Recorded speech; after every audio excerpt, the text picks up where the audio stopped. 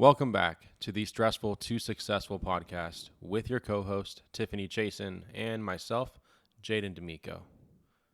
Today we are recapping our episode from last week with unicorn jewelry. It was a very insightful episode, to say the least. I learned a lot, didn't you, Jaden? Yeah, I did. I thought it was really interesting, especially with the hot topic of lab-grown diamonds, because I feel like they definitely have their pros and cons, but I didn't realize what exactly was going on. Fred was, he really did help us out a lot when it comes to understanding what to and to not purchase, what to look out for. Like, who knew on the little tiny itty bitty side of a diamond, there's going to be like ancient writing that says this is a fake. Well, it didn't necessarily say it was a fake. It said like lab grown or like LG on the side, but it's crazy from the naked eye. You can't tell the difference. No, I mean, without, I guess, these special tools, I had no idea. And the pricing difference even is like Astronomically. Yeah, it was, what was it, like 2 to 4 for like a 2 carat or something, and then for a natural diamond that takes gazillions of years to form just from Earth, it's like 15,000. Well, no, it depends on like the clarity, the cut, the color, all that sort of stuff. Insane. So it's definitely crazy. I think it's great because it lets people, at different financial price points be able to buy nice jewelry. But I do think it was a very interesting point that Fred pointed out where, unfortunately, I think it was like a third of marriages end up in divorce. And the first thing, what is the first thing that women do? They cash out on their wedding ring. Divorce ring or lottery ticket, lottery stone. But that's a new thing. Ladies and gentlemen, if you're going through a divorce, you have yourself a lottery stone. Well, either way, girls, ladies, make sure your fiance, husband, make sure it's a natural stone if you are questioning, because definitely a lab-grown diamond, they don't hold their value. So you could be cashing in at like $1,500 to $2,000 when you're thinking it may be like a $30,000 paycheck. Could you imagine that? Like, having a la-di-da-di happily marriage. Oh, something goes wrong. Nothing works out, unfortunately. You guys didn't do your research on each other. On each other. It doesn't work out. And then la-di-da-di-do, you're walking down the street. Oh, look, a jeweler. I want to cash this puppy in. It's a lab-grown diamond. And, oh, that's great. I'd like 30 grand for this 3 carat. No, how about $500? That's a nightmare. But I will say they look really, really pretty. And if you want to get yourself something nice, the tennis bracelets are really pretty with the lab grown. So I think they serve a purpose, especially for like younger couples that can't necessarily afford a big natural stone diamond. But be wary, because you don't want to think it's a natural stone and then it ends up being a lab grown. If you already know what you're purchasing, great.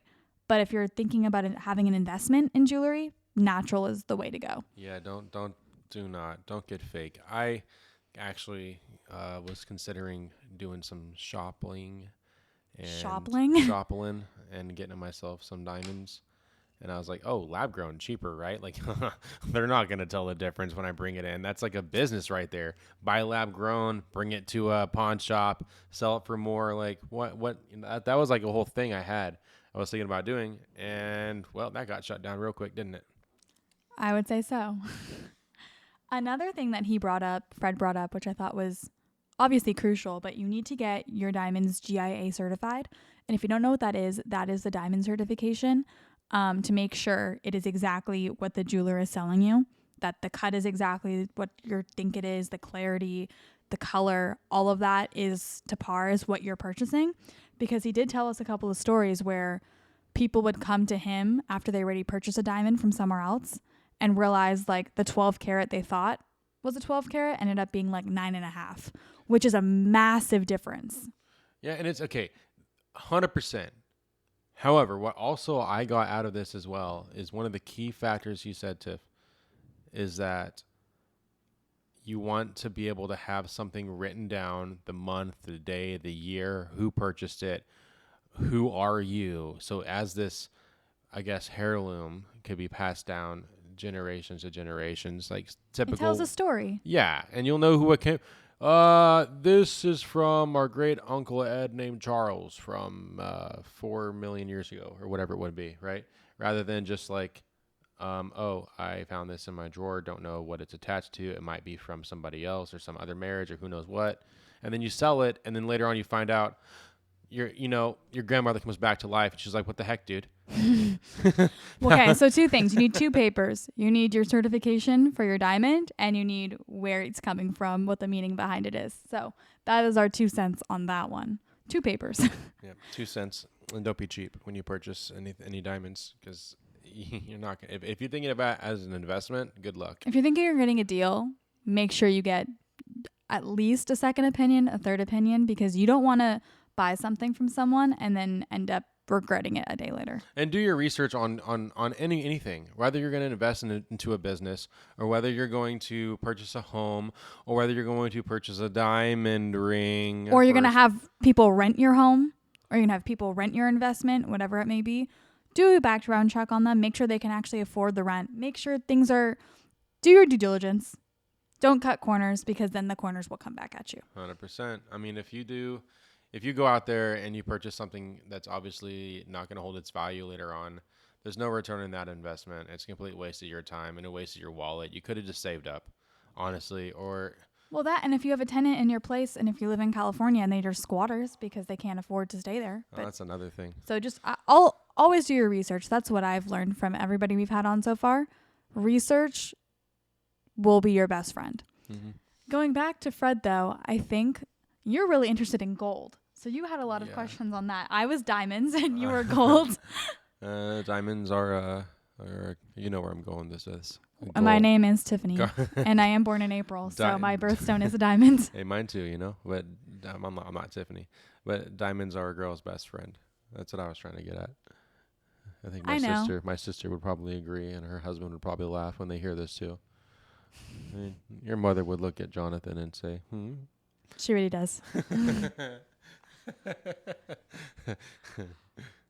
Speaking of that, if you haven't listened to my dad's episode from 2 weeks ago, you should definitely go check it out. There's a lot of great information on there as well. 100% on real estate. Don't skip around. Start from start to finish. Get with it, guys. This is how this podcast goes. It's here to empower your mind, man. In all different industries, clearly. Okay, 100%. Jaden, what did you learn about gold? Tell us. Tell the listeners what... You're going to really put me on the spot like that? You're wearing a gold chain. All you've been talking about for months is gold. So all right. Let's spill it. I learned that you can mix metals. I didn't know that. I thought it was weird and gross if you did that. But looking at some of the watches I own, the metals are mixed, and it looks pretty damn good, honestly. I think it, like what Fred was saying, because I think we asked this question in the episode. He said that a lot of people, a lot of people may have like certain heirloom pieces or pieces that they've, had as a kid, or pieces that they had, as they became an adult, and they may have been gold. But then, a lot of people get their wedding band in white gold right now. It's the trend, white gold or titanium or platinum, sorry. So people are like, well, I don't want to not be able to wear my watch and my ring at the same time. So now a lot of watches are two-toned to kind of get around that issue where like, oh, we're just going to make it look good. So then you can wear all your different rings. Like I know a lot of people stack, like they'll have a white gold and they'll have a gold or a rose gold together. If you make it trendy and fashionable, it's fashionable. You just have to wear it and rock it with confidence. That's what I've learned. Yeah, I dig it. And I do it. I have a white gold something, I think, somewhere. Maybe I sold it. Oh, no, that was fake. Definitely fake. Yeah, no. I don't buy expensive items. I'm not there yet. He's saying this as he's wearing his gold chain on his neck. But anyways, whatever, Mr. Fashionista. So I think also gold is going up and up and up and up and up. And if you can get your hands on either gold coins or even investing in a gold stock, I made the joke and I was like, for me, I think jewelry is the best investment. Well, so did our episode. We were talking about this, but I think jewelry is the best investment because you get to wear your investment. You can't wear a stock. You can't wear, No. You're investing money into a whatever. You can't like show it around unless you like bought the entire home. Most of your investments that are in like the stock market or in crypto, I think at least if you can wear it while you're, paying it off, sounds like a great idea to me. Yeah, I guess so. I can see that. Now, Fred came from an interesting past. So this whole podcast is literally about stressful to successful. Say it. Stressful to successful. Stressful to successful. What does that mean? That should be your ringtone. That goes. It's going from a stressful situation. I mean, like this gentleman from the Middle East brings his tail over here to the United States of America, starts a business. It prospers, and he sleeps at his business because he can't afford security. That's insane. That is what you do when you really trying to get to go somewhere and you don't want to look behind you and you don't want to take a step back. Anything you can, you take a step forward, you do it. Well, that's also what you do when, you have no other options. You are going to make this work and you're not going to go down. That's what you should always have. Remember we talked about on one of our previous episodes about having a plan B? Stupid. Have a plan A and make the freaking plan A work. If you have a plan B, it's not going to happen. You're setting yourself up for failure. You're setting yourself up for, well, plan A is probably not going to work out anyway. And here's a plan B. And then soon on, you're going to have a new plan and a new plan B. Just stick with something. Build a nest egg like this gentleman did. He built a freaking legacy, a legitimate, huge diamond jewelry watch boutique store. And it was kind of crazy, though, because he was telling us that most private jewelers, they last 2 to 5 years in today's day. Yeah. He's been in business for 44 years, which is unheard of and unbelievable. And I think it's super cool because he said he has a lot of Italian designers, but he also, his claim to fame or, his favorite thing to do is creating pieces for people. So you sit down and you make magic. And kind of what he was saying about the piece of paper, where did this come from? What is the meaning behind this? What point of your life did you purchase this? So it's very cool and impactful for sure. Yeah, 100%. I mean, it goes to show, like with every single person that we've had on here, everyone had started from nothing, started from absolute nothing and turned into something, or had crazy hardships and didn't play the victim. So I want to ask you something. If you're listening to this, which you are listening to this because you've gotten this damn far, what is your excuse? I literally want you to close your eyes, or maybe not if you're driving. Yeah, don't give people bad advice here. Insurance claims, no. I want you to really think about where you want to be in life. Those dreams you've had when you were a little girl, when you were a little boy, when you were a little whatever. They were put in your head for a reason. What are you doing right now? Are you working at that desk job that you dreaded about even getting? Are you flipping burgers that you thought that you made fun of people doing when you were in school and now you're doing it? What are you doing? Think about that. I also think that the biggest one of the biggest issues for people in our generation especially is people get so lost and don't know what to do because there's so much, like overload of information, like sensory overload. And I think that's the most important thing is figure out what you want to do and then do it. If you need to go do some hobbies, you need to go try out a bunch of different things in different industries, go do it. And then you know what you don't like and what you do like versus just, oh, I was told business is good. I'm going to go get a finance job if I can because I was told that was good. Life is too short. Like, don't be dumb. Like, yes, you need to be able to support yourself. But if you're not happy doing what you're doing, you're not going to be good at it or not as good as you would be doing something that you love. Here's the thing that I got from what you just said in the beginning. You said, there's so many, in a sense, there's so many options. People, there are so many options out there. Is what I'm going to think about it is, we're not just given, if someone was given, hey, you are going to open up a flower shop and that's going to be what you're doing. And in your mind, okay, well, damn, I guess I'm opening up a flower shop and this is my life now. And this is me. This is my venture. But you can be a flower shop owner. You could be a doctor. You could be an author. You could be a real estate freaking guru. You could be a jewelry store owner. You could be a security business owner. You can do literally all these things. You have so many opportunities, and it's really freaking hard to pick one. You don't need to pick one. You can do a few. You just have to put your mind to it and do it. Like half these people on our podcast don't just have one thing that they're doing, but you have to focus on one thing first, but don't put yourself in a box. But here's the thing that I did learn from all of these so far. It's either you're an entrepreneur or you're not. You need to understand and you need to come to grips with yourself.